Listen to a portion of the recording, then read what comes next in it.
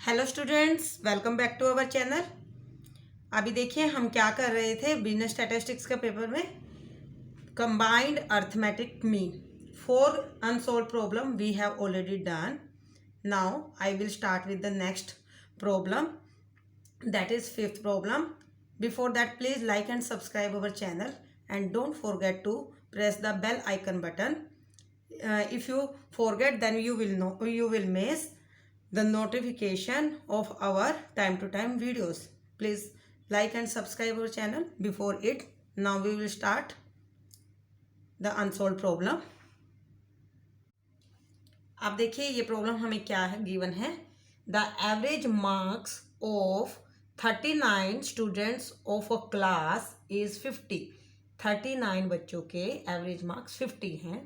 The marks obtained by 40th student, जो 40वां बच्चा है, are 39 more than the average marks of all the 40 students.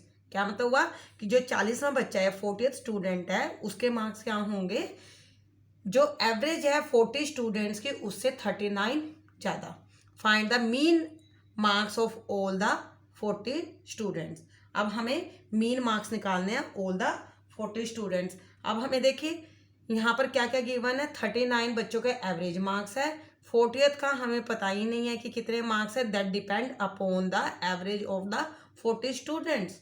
तो अब देखिए हम इसको कैसे सोल्व करेंगे। अब हमें पता है कि जो अगर मुझे 40 स्टूडेंट्स की एवरेज निकालनी है तो वो कैसे निकलती है कि जितने भी हमारे पास 40 स्टूडेंट्स हैं उन सबको ऐड कर दिया डिवाइडेड बाय 40, क्योंकि स्टूडेंट्स तो हमारे पास 40 हैं। अब इसको और मैं क्या लिख सकती हूँ, समेशन ऑफ एक्स आई। हम इसको रिप्रेजेंट कर देते हैं और आई कहाँ से कहाँ तक चल रहा है, 1 से लेकर 40 तक, डिवाइडेड बाय 40।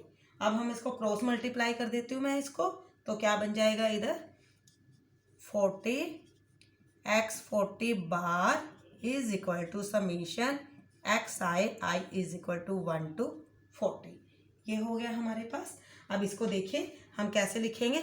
हमें 39 बच्चों का एवरेज पता है, दैट इज 50। तो हम इस 40 को 39 में कन्वर्ट कर सकते हैं। कैसे कन्वर्ट करोगे, बिकॉज ये हमारे पास क्या है 40 एक्स आई, तो इसका मतलब क्या है कि x1 plus x2 up to 40। तो 39 के लिए हम क्या करेंगे, 39 वालों को पहले ऐड कर देंगे। एक्स आई कहाँ से कहाँ तक है, 39 तक प्लस एक्स 40 तक। तो अब हम इसको कन्वर्ट कर देते हैं, तो it will be 40 x 40 is equal to summation of i from 1 to 39 x i plus x 40। ये आ गया हमारे पास। तो अब देखिए इसके हमें क्या पता है, एवरेज। तो फॉर्मूला क्या होगा, एक्स 39 बार का summation of x i from 1 to 39 divided by 39। ये क्या है, एवरेज 50। तो क्या हो जाएगा 50, 39 को मैं इधर ले जाती हूँ, 39 is equal to summation x i from 1 to 39, कि 39 स्टूडेंट्स की एवरेज हमारी इतनी है। तो ये समीशन हमारे इसके इक्वल हो जाएगा। तो हम इसको पुट कर देते हैं, 50 मल्टीप्लाई बाय 39 प्लस हमारे पास, और ये क्या गिवन है, the marks obtained by 40th student. ये 40th स्टूडेंट है हमारा, are 39 more than the average marks of all the 40 student. 40 students के एवरेज मार्क्स कितने थे, एक्स बार 40, और 39 इससे ज़्यादा होने चाहिए। तो अब हम कर लेते हैं इसको सोल्व। एक्स 40 बार है, ये इधर चला जाएगा तो क्या हो जाएगा, ये 1 टर्म है, इधर जाके ये बन जाएगी 39 एक्स 40 बार, क्योंकि माइनस हो गया हमारा। यहाँ पर क्या है 50 multiply by 39 plus 39 will be the common, तो क्या हो जाएगा 39 50 प्लस 1। अब ये देखिए 39 से 39 कैंसिल, तो एक्स 40 बार क्या हो जाएगा हमारा 51। Means average of the 40 student is 51। I think this is clear to you. Now move to the next question. अब देखिए 6th क्वेश्चन में क्या है, the mean of 99 student items is 55। 99 items का मीन गिवन है हमें 55। the value of 100th item is 99 more than the mean of 100th item. What is the value of 100th item?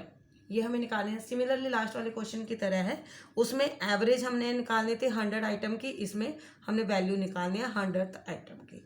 हम step by step करते हैं, जो given है वो लिख लेते हैं. तो क्या होगा, the mean of 99 items is 55. हमें मीन गिवन है 99 स्टूडेंट्स का, दैट इज 55.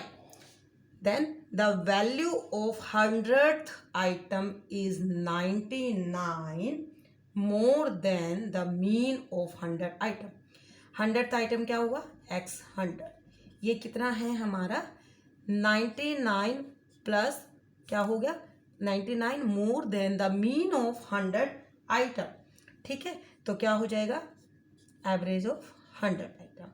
ठीक है, 99 more than the mean of the 100 item. ये मीन है 100 आइटम का हमारा, इसका 99 ज़्यादा है. अब हमें निकालना है 100th आइटम की वैल्यू क्या होगी. तो सिमिलरली जैसे हमने लास्ट में किया था वही कर लेते हैं. तो क्या आ जाएगा हमारे पास, summation of i from 1 to 100 xi divided by 100 is equal to x bar. 100 item का मीन क्या होगा, इसको सम कर लिया 100 आइटम को डिवाइडेड बाय 100, और अगर हम इसको इधर ले जाएंगे तो what it will be, summation of xi i from 1 to 100 is equal to 100 multiply कर लिया हमने, क्रॉस मल्टीप्लाई जब हमने किया, x 100 बार. अब देखिए 99 और 1 में इसको बाइफरकेट किया हुआ है, 99 टर्म्स है, तो हम इसको 99 टर्म्स में डिवाइड कर लेते हैं. तो 1 फ्रॉम 99 xi प्लस 100 ये हो गया हमारा, क्योंकि 99 टर्म्स को हमने एक साथ रख लिया समेशन में और 100 आइटम को हमने अलग कर दिया. मैंने आपको पहले भी बताया था कि अगर मैं इसको ऐसे लिखती हूँ, इसका क्या मतलब है, x will be added to up to 100th terms. तो हमने 99 इससे पहले जो भी टर्म थी वहाँ तक ऐड किया, 100 वाले को यहाँ पर रख दिया. तो दिस विल बी दिस. अब ये हमें पता है यहाँ से, और ये हमारे पास वैल्यू क्या आएगी, हमें गिवन है x bar 99 is equal to कितना है, 55. और इसको मैं कैसे रिप्रेजेंट कर सकती हूँ, i from 1 to 99 divided by 99. जब हमें ये समेशन वाली टर्म निकालनी है तो ये क्या हो जाएगा, 55 हमें ये गिवन है, multiply by 99, it will be summation xi i from 1 to 99. तो यहाँ पर पुट कर देते हैं, तो 55 मल्टीप्लाई बाय 99 प्लस x 100 क्या गिवन है, 99 plus x bar 100 that is 100 x bar. Okay, तो अब हम x बार 100 को इधर ले जाएंगे, क्योंकि ये 1 टर्म है हमारे, तो यहाँ पर जाके 99 हो जाएगी. तो यहाँ पर इसमें से और इसमें से कॉमन क्या आ गया, 99. तो यहाँ पर अंदर क्या है, इसके साथ मल्टीप्लिकेशन में 55 प्लस 1 को 99 is multiply by 1 is equal to 100 x 100 bar minus this bar. तो क्या हो गया ये हमारा, इसको हम क्या लिखेंगे, दिस इज 99 x 100 बार. तो 99 से हमारा ये कैंसिल हो गया, तो x 100 बार की वैल्यू क्या आ गई हमारे पास, 56. तो अब हमारे पास मीन ऑफ 100th आइटम अगर आ जाता है, mean of 100 item will be 56. एक तो आंसर हमारा यहाँ पर सोल्व हो गया, बट यहाँ पर हमारे पास रिक्वायर्ड क्या है, 100th आइटम की हमें वैल्यू फाइंड आउट करनी है. तो 100 आइटम का ये फॉर्मूला है, तो यहाँ पर इसकी वैल्यू पुट कर दीजिए. तो क्या बन जाएगा, x 100 हमारे पास है 99 plus x bar 100 that is 56. तो ऐड करोगे तो it will B 155. This is the answer. बस आपने ये क्या करना है, दोनों क्वेश्चन हमारे सिमिलर थे, बिल्कुल सेम थे, 5th एंड 6th. 5th में हमने क्या निकालना था कि जो हमारे पास स्टूडेंट गिवन है 40th का हमें मीन निकालना था, एवरेज निकालनी थी 40 स्टूडेंट्स की. यहाँ पर क्या निकालना है, हमें 100th आइटम भी निकालना है. हमें रिलेशन गिवन है, तो आपने स्टेप बाय स्टेप जो हमें गिवन है उसके अकॉर्डिंगली पुट करते चले जाना है, और उसमें आपका सोल्यूशन आ जाएगा. I think this is clear to you. अगर आपको तभी भी कोई प्रॉब्लम आती है तो you can write us in our comment box, और you can mail us on maths stats on tips. Now अब लास्ट क्वेश्चन पे चलते हैं, कंबाइंड अर्थमेटिक मीन की, that is 7th problem, that is different from these questions. Now this is the last question, 7th question of combined arithmetic mean, and this question is very important. अब देखिए हमें क्या given है इसमें, 50 students took a test, 50 बच्चों ने test दिया, the result of those who pass the test is given below, इनका रिजल्ट गिवन है जिन्होंने टेस्ट पास किया, मार्क्स हमें गिवन है और उनके स्टूडेंट्स गिवन है कि कितने मार्क्स कितने में। अब if the average marks for all the 50 students were 5.616, अगर हमारे पास ये गिवन है हमें कि जितने एवरेज मार्क्स गिवन है 50 स्टूडेंट्स का, कि 50 स्टूडेंट्स में क्या हो गए, फेल वाले बच्चे भी हो गए, पास वाले बच्चे भी हो गए, हमें 50 स्टूडेंट्स के मार्क्स एवरेज मार्क्स गिवन है। अब क्या और डाटा किसका गिवन है, 2 student who pass the test. Now find out the average marks of the students who failed, अब हमें क्या निकालना है, फेल स्टूडेंट्स के एवरेज मार्क्स। हमें डाटा कहाँ क्या गिवन है, तो टोटल का डाटा गिवन है, 50 स्टूडेंट है हमारे पास और उनकी एवरेज गिवन है। दूसरा डाटा हमारे पास क्या गिवन है, 50 स्टूडेंट्स में जिन बच्चों ने टेस्ट दिया, सभी बच्चों ने टेस्ट दिया और जो बच्चे पास हुए उनका डाटा गिवन है। तो अब हम यहाँ पर लेट कर लेते हैं, क्योंकि अब हमारे पास यहाँ पर 2 ग्रुप बन गए, एक फेल्ड का बन गया, एक पास का बन गया। पास का हमें डाटा गिवन है, फेल का हमें फाइंड आउट करना है क्या वैल्यू आएगी उसकी एवरेज की। तो हम इसमें लेट कर लेते हैं, let x1 bar be the average of, ये क्या है, एवरेज मार्क्स, क्योंकि मार्क्स गिवन है हमें, average marks of the students